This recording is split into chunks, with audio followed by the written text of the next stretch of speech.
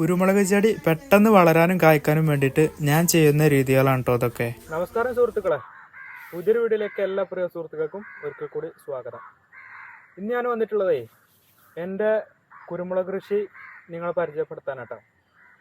കുരുമുളക് കൃഷി നിങ്ങൾ പലരും ചെയ്യുന്നുണ്ടാവും. അപ്പോൾ പലരും പല രീതിയിലാണ് കൃഷി ചെയ്യൽ.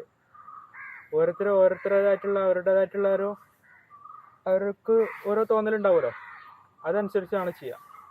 അപ്പം അതേപോലെ ഞാനും എൻ്റേതായിട്ടുള്ള ഒരു രീതിയിൽ ചെയ്യുന്നുണ്ട്.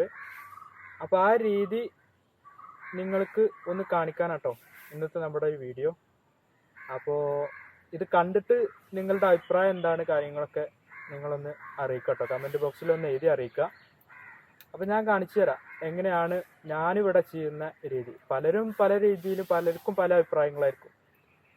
അപ്പോൾ ഞാൻ ചെയ്യുന്ന രീതി നിങ്ങൾ കണ്ടിട്ട് അതിൻ്റെ എന്തെങ്കിലും പോരായ്മകളോ കാര്യങ്ങളൊക്കെ ഉണ്ടെങ്കിൽ നിങ്ങൾ എന്ത് ചെയ്യണം, കമൻറ്റിൽ ഒന്ന് അറിയിച്ചു തരണം കേട്ടോ. അപ്പോൾ നമുക്ക് എന്ത് ചെയ്യാം, വീഡിയോ ഒന്ന് പോയി കാണാം. വീഡിയോ സ്കിപ്പ് ചെയ്യാതെ മുഴുവനായിട്ട് കാണുക. അതേപോലെ തന്നെ നമ്മുടെ ഈ ചാനൽ നിങ്ങൾ ആദ്യമായിട്ടാണ് കാണുന്നതെന്നുണ്ടെങ്കിൽ ഒന്ന് സബ്സ്ക്രൈബ് ചെയ്യുക കേട്ടോ.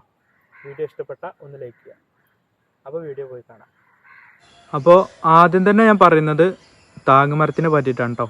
ഞാനിവിടെ താങ്ങുമരമായിട്ട് മുഴുവൻ കാലം ഉപയോഗിച്ചിട്ടുള്ളത് കൊമുകിലാണ് കേട്ടോ. കൊമുകല്ലാതെ ഒന്നിലും ഇട്ടിട്ടില്ല ഇതുവരെ.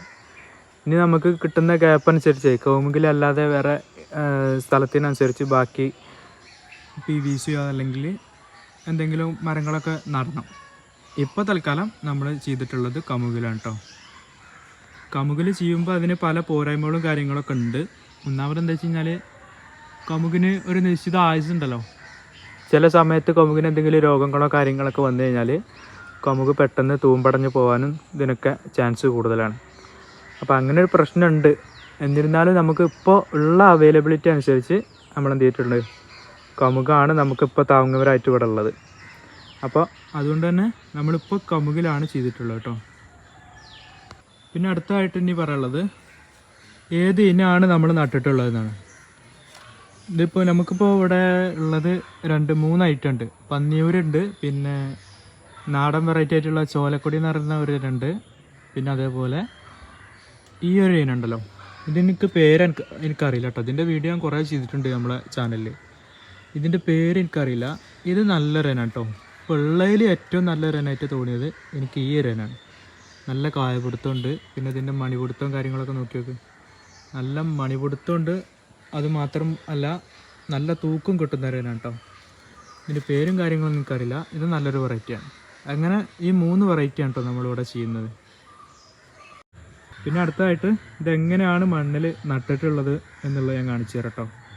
നമ്മൾ മണ്ണിൽ വെറുതെ കുഴിയെടുത്ത് നട്ടതല്ല, അതിനൊരു രീതിക്ക് ഞാൻ എൻ്റേതായിട്ടുള്ളൊരു രീതിക്കാണ് ഇത് വെച്ചിട്ടുള്ളത്. അപ്പോൾ അതെങ്ങനെയാണെന്നുള്ളതും കൂടി ഒന്ന് കാണിച്ചു തരാം കേട്ടോ. ഇതിപ്പോഴേ ഈ വള്ളി നിൽക്കുന്നത് തടത്തിൻ്റെ മുകളിലാണ്. തട എടുത്തിട്ട് മണ്ണ് കൂന കൂട്ടിയിട്ട് തട എടുത്തിട്ട് ഒരു വലിയ തടാക്കിയിട്ടേ അതിൻ്റെ മുകളിലാണ് ഈ വള്ളിയൊക്കെ നിൽക്കുന്നത്. ഇതിപ്പോൾ അത്യാവശ്യം ഹൈറ്റിലാണ്. ഇത് കണ്ടോ, താഴേന്ന് ഇത്ര ഹൈറ്റിലാണ്.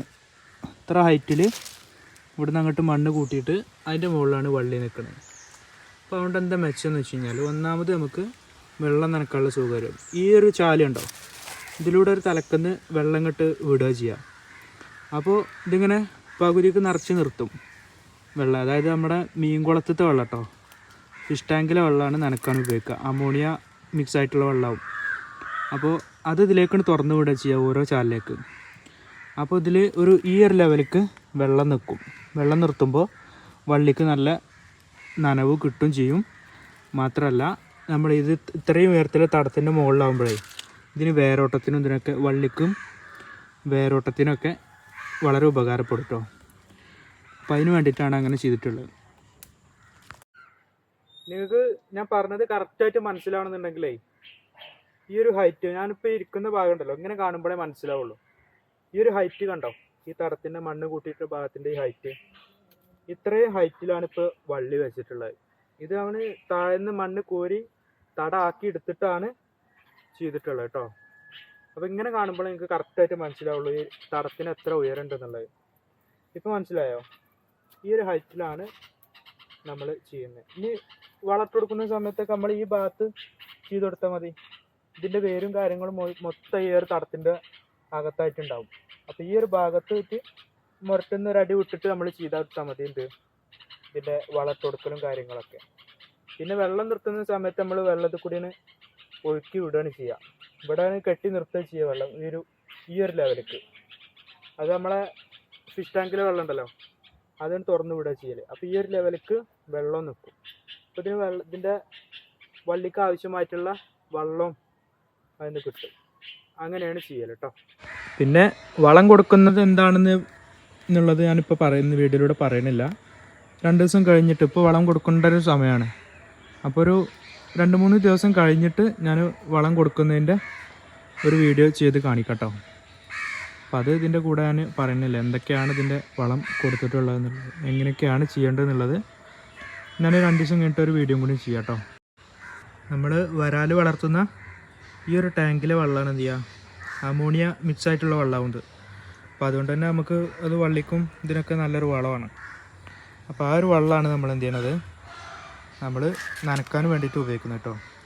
അത് നേരെ കാണുന്ന ചാലുകളിലൂടെ എന്ത് ചെയ്യും, അങ്ങോട്ട് തുറന്നു വിടും. കുരുമുളക് വള്ളിക്കും അതുപോലെ തന്നെ കമുകിനൊക്കെ വേണ്ട വെള്ളം ഈ ഒരു ചാലിൽ നിന്ന് കിട്ടും. ചാലിൽ കെട്ടി നിർത്തുകയാണ് കേട്ടോ ചെയ്യുക. ഓരോ തോട് നിറയുമ്പോൾ അടുത്ത തോടിലേക്ക് ഇങ്ങനെ തിരിച്ചു വിടും. ആ രീതിക്കാണിത് നനക്കലും. അപ്പോൾ ഞാൻ ഇതുവരെ പറഞ്ഞ ഈ ഒരു രീതിയിലാണ് കേട്ടോ ഞാനിവിടെ കൃഷി ചെയ്യുന്നത്. അപ്പോൾ അതുകൊണ്ട് തന്നെ എനിക്കിവിടെ നല്ലൊരു റിസൾട്ട് കണ്ടു തുടങ്ങി കേട്ടോ. ഇതിപ്പോൾ 2ാം വർഷം കഴിഞ്ഞിട്ടുള്ളൂ. വള്ളികളൊക്കെ അത്യാവശ്യം കായപിടുത്തവും കാര്യങ്ങളൊക്കെ തുടങ്ങി, നല്ല റിസൾട്ടും ഉണ്ട് കേട്ടോ. അപ്പോൾ ഇത്രയൊക്കെയാണ് കേട്ടോ ഇന്നത്തെ നമ്മുടെ ഈ ഒരു വീഡിയോ. ഈ വീഡിയോ എല്ലാവർക്കും ഇഷ്ടപ്പെട്ടിട്ടുണ്ടാവുമെന്ന് വിചാരിക്കുന്നു. ഇഷ്ടപ്പെട്ട ഒന്ന് ലൈക്ക് ചെയ്യുക. അതുപോലെ തന്നെ നമ്മുടെ ഈ ചാനൽ നിങ്ങൾ ആദ്യമായിട്ടാണ് കാണുന്നതെന്നുണ്ടെങ്കിൽ ഒന്ന് സബ്സ്ക്രൈബ് ചെയ്യട്ടോ. അപ്പോൾ അടുത്ത നല്ലൊരു വീഡിയോ ആയിട്ട് നമുക്ക് വീണ്ടും കാണാം.